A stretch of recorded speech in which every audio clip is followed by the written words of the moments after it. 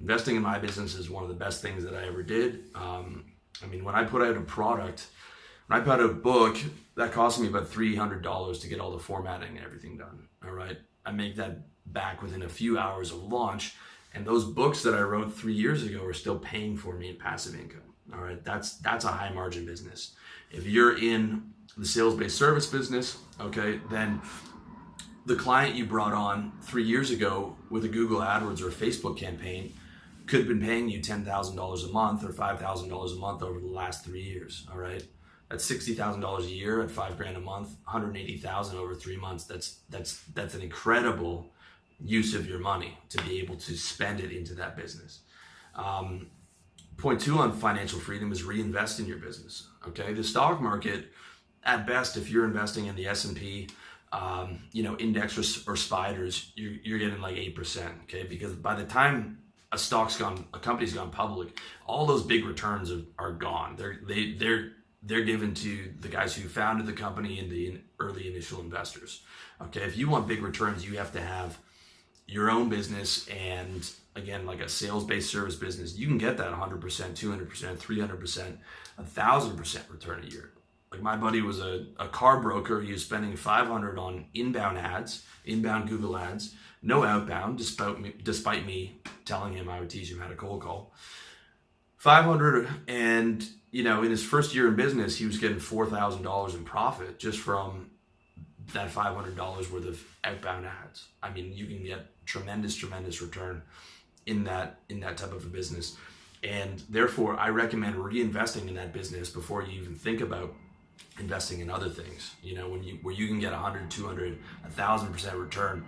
I mean, reinvest in that, double down on your functional, high margin, high ROI business. All right.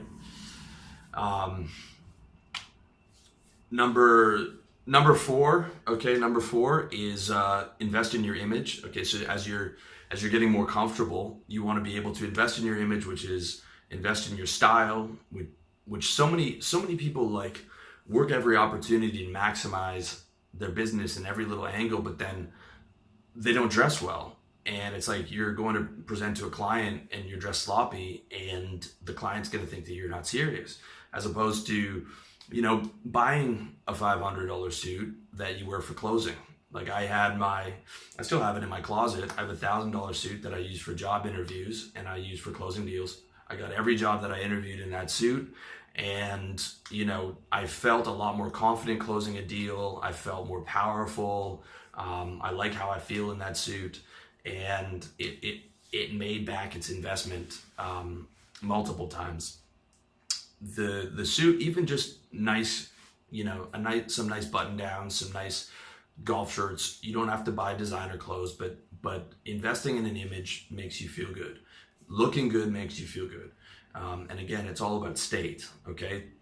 The other one is investing in your physique. A gym membership is $40 a month. Okay, putting on 30, 40, 50 pounds of muscle is going to make you feel a lot better about yourself. It's going to make you more attractive to women. It's going to make other men respect you more, and on and on and on for such a cheap amount of investment. Again, it's that state booster, right?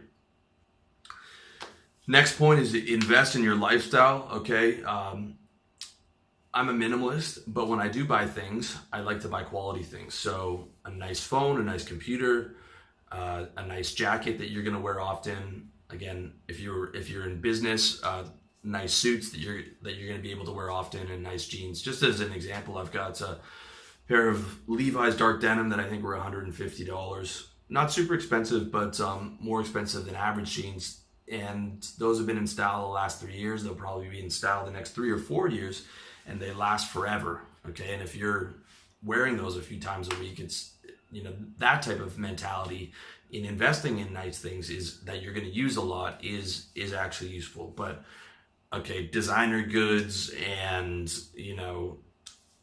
buying really expensive things that you don't need, of course, is spending money unwisely. All right. Lastly, invest in your lifestyle. So invest in a place you feel comfortable in, even if that means cutting some other expenses as you start to level up. Get a nice apartment, get somewhere that you feel comfortable in, because as you're in like survival mode, you can live in that tiny little shoebox. I lived in like I swear, like a 250 square foot apartment where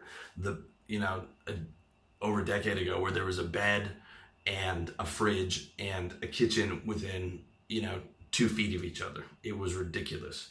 I felt like the old man in the shoe, and you don't feel good living in a place like that. All right. It's all about positive hypnosis, creating positive realities around yourself, not just the inner game, but the outer reality. Okay. Living somewhere nice really affects how you feel. Going to nice places affects how you feel. So that's something you have to take into consideration. And the other thing about investing in lifestyle is like, get your laundry done, get your place cleaned. You can order food on delivery if your income's coming up. Just investing in those nice little outsourcing those headaches really goes a long way. Also, if you're making good money, then your time is valuable. So it doesn't make sense to be spending all day cleaning your room. Also, you don't feel like a boss when you're on the floor bent over sweeping up. Okay, I cleaned my room for a long time, but those days are over. I'll never cook again. And I'm just outsourcing as many headaches as I can. So all that stuff really helps. All right.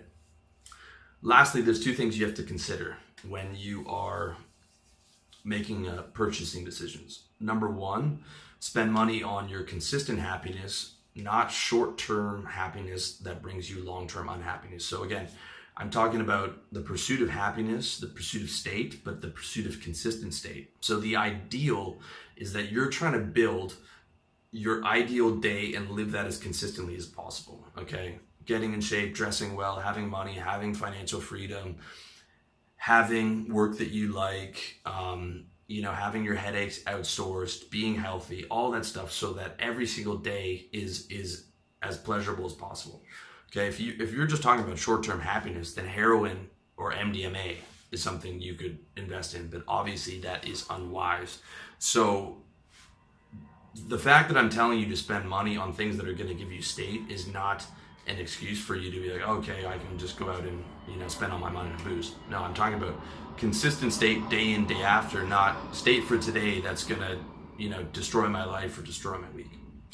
Number 2, and this is a big one, and so many guys mess up. If you're having trouble saving or you're making like wild purchases, consider your net worth before you make any purchase. Okay, consider your net worth. If you have $10,000 in the bank and you're thinking about a Vegas vacation that's going to cost you $7,000, you're spending $7,000 on 3 days of boozing and promiscuity, and probably going to lose more money gambling. I mean, horrendous investment decision. Okay, even just the average vacation, if you're in poverty or you're in mediocrity or you're trying to get your head above water, is a bad idea. Okay, take vacations when you're rich. Focus on getting rich and then take a vacation. All right, like I see so many people, they come to Thailand. I live in Thailand, and they're here for a week. I remember what it was like to work a job. Guys would be talking about their 1 week vacation that they got, and they'd be saving it for a whole year. And they take their girlfriend, so they drop $10,000 or whatever, which is 10, 20, 30% of their post-tax salary on 1 week. You're in travel for 2 days. You get there, it's hot. Like I see people, they've got their backpacks and everything. You have a bit of fun, and then it's back to reality. Okay, not good. And those guys will have $20,000 in the bank, and now half of it's gone. Like 50% of your net worth on a week's worth of time. Terrible investment. Like that could have gone to build a business, so they wouldn't have to work a job and wouldn't have to escape into a vacation because they actually like their life. Okay, you want to build a life that you don't want to have to escape into a vacation from. And then coincidentally, when you build a life where you're making money, you actually can take a vacation and it doesn't affect your net worth that much. So that's my 2 cents on those things to consider.